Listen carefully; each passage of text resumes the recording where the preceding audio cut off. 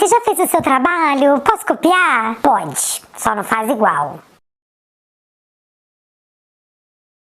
E aí, meus amigos? Bom ou não? Então, eu não vou agarrar nessa introdução não, galera, porque eu vou tentar fazer vídeos mais curtos pra ver o que dá. Vou tentar, não sei se vai dar certo.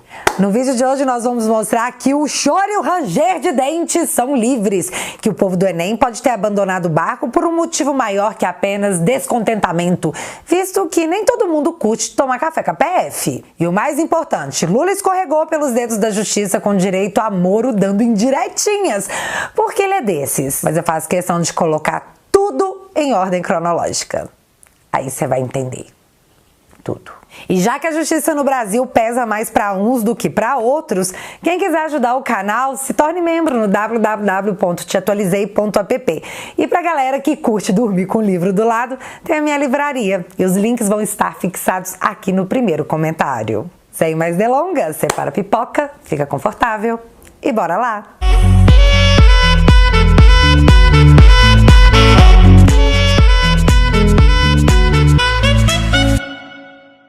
Vamos começar fazendo um canhota chorar? O presidente brasileiro Jair Bolsonaro vence pesquisa de leitores da personalidade do ano da revista Time. E assim, eu tô meio com medinho deles não darem a capa pro Bolsonaro, porque no decorrer da matéria que anunciou o presidente como vencedor, eles já sentaram a ripa no Bonorim. Mas mesmo assim eles tiveram que anunciar que dos 9 milhões de votos, 24% eram dele.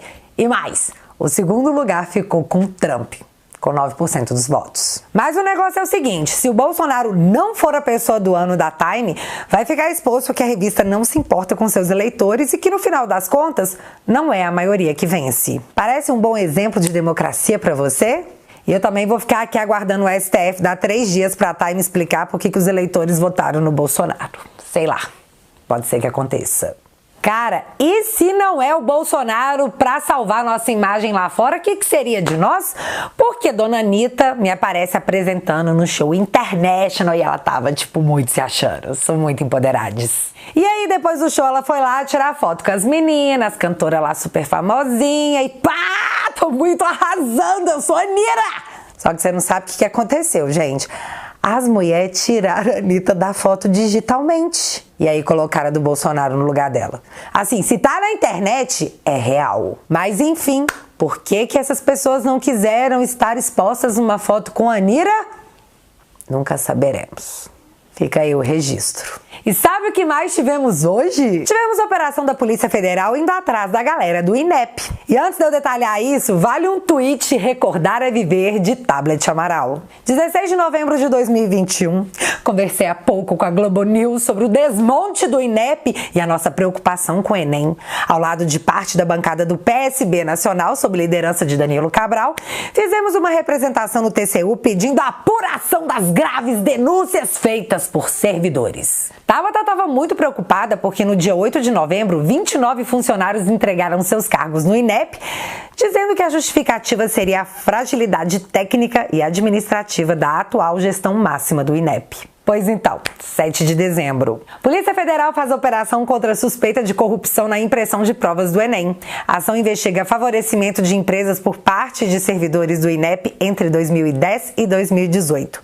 Estimativa de superfaturamento é de 130 milhões. Dona Tabata, vamos conspirar aqui nós duas? Será do verbo não sei, que esses servidores poderiam estar de alguma forma envolvidos em alguma maracutaia, ficaram sabendo que teria operação da PF e abandonar o barco? Será que pode ter alguma relação? O que você acha? Por exemplo, essa servidora aqui do INEP dirigiu uma Mercedes, o seu filho tinha um Porsche, uma Ferrari. E em 2018 essa senhora ocupava o cargo de diretora de gestão e planejamento do INEP, com um salário bruto de R$7 mil. E eu disse bruto. E aí, no meio disso, me aparece o deputado do PT, Paulo Pimenta, dizendo: corrupção bolsonarista. Polícia Federal faz operação no INEP para apurar superfaturamento de 130 milhões em impressão de provas do Enem. Seu Paulo Pimenta, entre 2010 e 2018, tivemos o governo de Dona Dilma e em seguida de seu vice, seu Temer. E o que o senhor tá fazendo é mais uma fake news das muitas produzidas pelo seu perfil. Mas fica tranquilo, essa vai pra coleção. Ano que vem tem a volta da CPMI das fake news e o senhor vai poder tá lendo elas assim, ó, filho, igual um livro. Aguarde. Tá, mas vamos ao assunto mais importante do vídeo. Acordamos nesse 7 de dezembro processando o anúncio feito pelo Ministério Público Federal. Triplex do Guarujá. MPF pede arquivamento de investigação contra Lula. Procuradoria da República do Distrito Federal reconheceu a prescrição do caso envolvendo o ex-presidente da República. E por que isso aconteceu? Fator idade. Após os 70 anos, o tempo para prescrição cai pela metade. E hoje o Lula tem 76. Não tem mais tempo para que ele pague por seus crimes. E ele envelheceu. É o que aconteceu. O que faz agora? Pois é, mas eu faço questão de lembrar a todos vocês de como isso rolou, porque foi uma sucessão de eventos onde esse cenário já era visto desde lá de trás. Era só uma questão de tempo.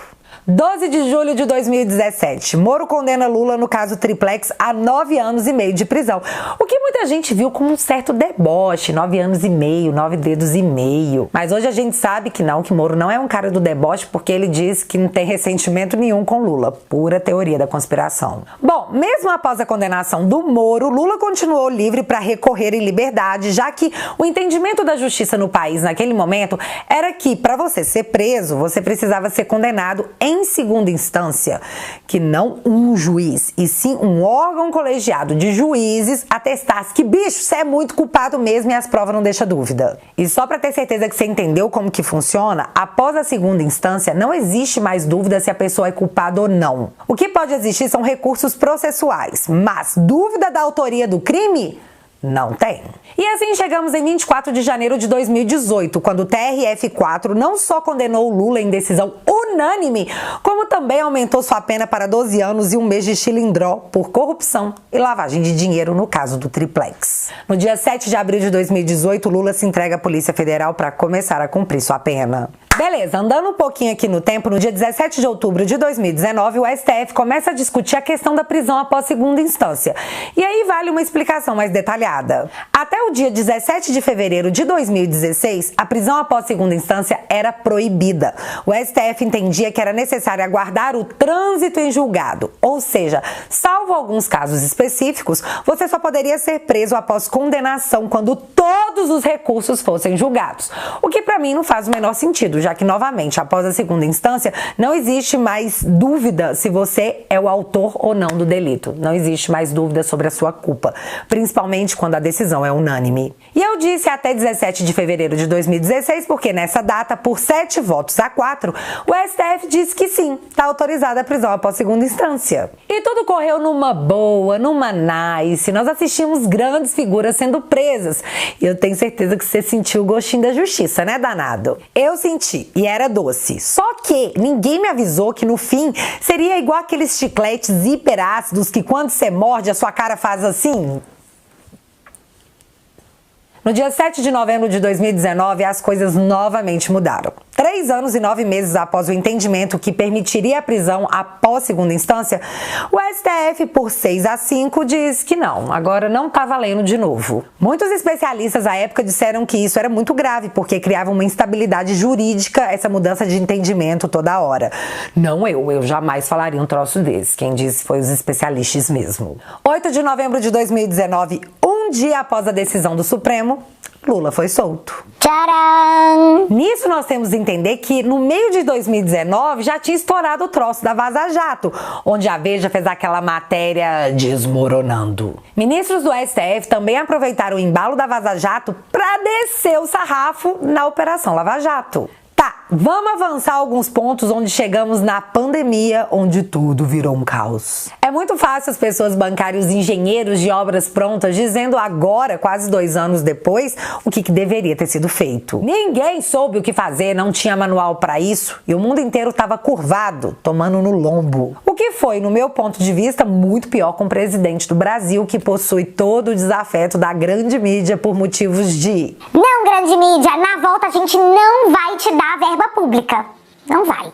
Foi nesse cenário que o meu então herói resolve sair do governo, mas não apenas sair do governo, ele sai chamando a mídia, fazendo acusações que ele nunca conseguiu provar, vazando conversas privadas pra Goebbels. Bicho, ó, só de lembrar, que ó, tudo arrepia. Cara, por que ele fez isso? E logo após o pedido de demissão do Moro, você sabe quem que apareceu? Defesa de Lula vê cálculo político em saída de Moro e que Lula ainda continuaria brigando para que o Moro fosse considerado suspeito. Moro havia dito que a prova da interferência do Bolsonaro na Polícia Federal estaria na reunião ministerial. Aí passou um tempo, reunião divulgada, ele disse que não acusou o presidente de nada. Hoje ele vem dizer que Bolsonaro comemorou o fato do Lula ter sido solto, mas essa aqui foi a imagem do Bolsonaro quando ele ficou sabendo que o Lula tinha saído da cadeia. Na minha opinião, minhazinha aqui, a estratégia política do Moro, dele tá sendo tão incisivo atacando o Bolsonaro e deixando o Lula tipo, não temos ressentimento com você. Lula atacando o Bolsonaro, Moro atacando o Bolsonaro e bate aqui, é nós no segundo turno, sem ressentimentos. Entendeu? Entendeu? Mas essas são conversas para outro vídeo. Calma que a gente ainda vai ter esse papo. Mas eu preciso ter foco nesse vídeo, porque tá facinho de eu me perder no meio de tanta coisa.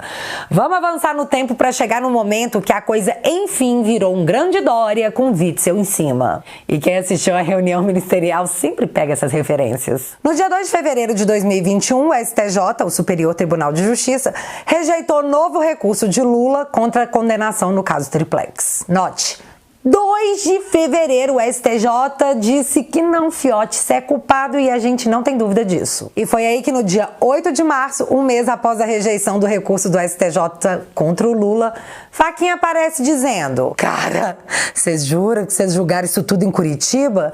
Não, bicho, tá errado, vocês não eram a vara competente, esteja anulado, esteja tudo anulado. Geral ficou em choque, vocês lembram? E o que aconteceu com o ahá, o Fachin é nosso? Como assim um juiz que pediu voto pra Dilma, escolhido ao STF pela própria mãe Sapiens, livra a cara do Lula, multicondenado, assim, com esse argumento, na cara de todo mundo? E você sabe o que a sociedade fez naquela ocasião? Não vou perdoar, vou xingar no Twitter hoje, muito. Depois de acompanharmos as audiências de Palocci, de Emílio e Marcelo Odebrecht, de Léo Pinheiro, dos Laranja... Gente, o senhorzinho laranja do terreno do Instituto Lula! Eu fiquei me sentindo uma completa palhaça. Tanto dinheiro, tanto tempo da justiça desperdiçado pra, no final das contas... Ops! A gente fez tudo no lugar errado. Que coisa! Ninguém teve coragem de dizer que o Lula era inocente, apenas que, de novo, julgaram no lugar errado, por 8 anos. E ninguém viu. Será mesmo que ninguém viu? Calma. Na época eu pensava que se eu tava me sentindo daquele jeito, imagina como não estaria o Morno, que teve todo o seu trabalho amassado e jogado na lata de lixo. Todo mundo tava esperando com ansiedade a manifestação do ex-juiz, porque, poxa, ele devia estar super indignado com aquilo tudo. Era o seu nome, as suas sentenças, o seu trabalho. E foi assim no dia 12 de março de 2021, 4 dias após a decisão de Fachin, que Moro aparece nas redes sociais para se manifestar sobre o ocorrido. Repudio as ofensas e ataques pessoais ao ministro Edson Fachin do STF, magistrado técnico e com atuação destacada na Operação Lava Jato. Qualquer discordância quanto à decisão deve ser objeto de recurso, não de perseguição. Galera que ficou brava com Fachin, não fique. Mas, Moro, sabe por que eu fiquei chateada demais com o tal magistrado técnico que se apontou? Porque no dia 13 de março, um dia após a sua declaração, a Folha de São Paulo trouxe a seguinte matéria. Antes de beneficiar Lula, Fachin rejeitou ao menos 10 vezes retirar os processos da Lava Jato de Curitiba. Por 10 vezes ele diz que não tinha nada de errado, que era mesmo a Lava Jato de Curitiba que tinha que julgar e pronto, acabou. Aí, um mês após o STF cagar na cabeça do Lula negando seu recurso, ele teve o estalo de consciência? Really? Voltando agora ao dia de ontem, 7 de dezembro, dia que o caso Triplex entra em prescrição. De novo o sentimento de revolta. Xingamos demais no Twitter? Sim, muito. Mas eis que aparece Morno em seu perfil dizendo o seguinte: manobras jurídicas enterraram de vez o caso Triplex de Lula. acusado na Lava Jato. Crimes de corrupção deveriam ser imprescritíveis, pois o dano causado à sociedade, que morre por falta de saúde adequada, que não avança na educação, jamais poderá ser reparado. Manobras jurídicas enterraram o caso Triplex. Bom, eu vou ser obrigada a voltar no tempo uma última vez. BBC, 8 de março. Decisão de Fachin pode ser tentativa de salvar Moro e a Lava Jato, dizem juristas. El País. Fachin abre caminho para salvar parte da Lava Jato e dá fôlego a Lula para sonhar com 2022. O Globo. Ministros do STF veem decisão de Fachin sobre Lula como maneira de salvar a Lava Jato. Se não foram essas as manobras jurídicas que enterraram o caso Triplex, que aliás deu muito errado porque você foi considerado suspeito do mesmo jeito. De onde saíram essas manobras? Quem fez manobra política, Moro? Você pode dizer ou você só tem culhão pra atacar o presidente Bolsonaro? Diga, homem! Diga quem manobrou o quê? Queremos nomes! Não dá, né? Ai, eu tô pedindo demais. Ai, mas o Cássio do Minto votou a favor de manter a suspeição do Moro. Sim, meu filho, e esse foi um voto Dória num momento muito Cássio com K.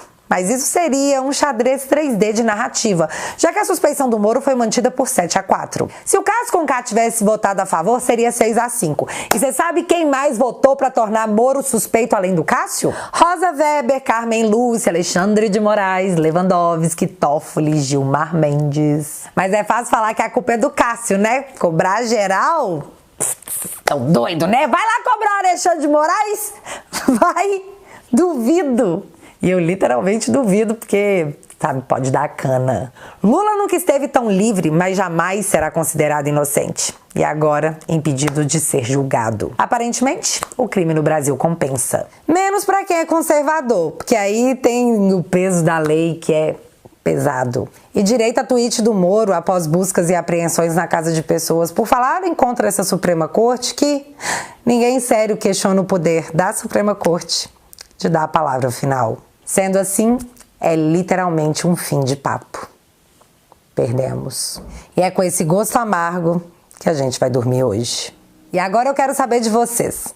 Vocês acham que a justiça vai encontrar um meio de fazer justiça? Você acha que a Time vai dar a capa pro Bolsoringa? Me conta aqui nos comentários que eu quero saber. Se você ainda não é inscrito aqui no meu canal, meu amigo, se inscreve e deixa seu like, porque você já sabe. Acontecendo alguma coisa de relevante ou irrelevante, a gente volta. Beijos, galera. Fui!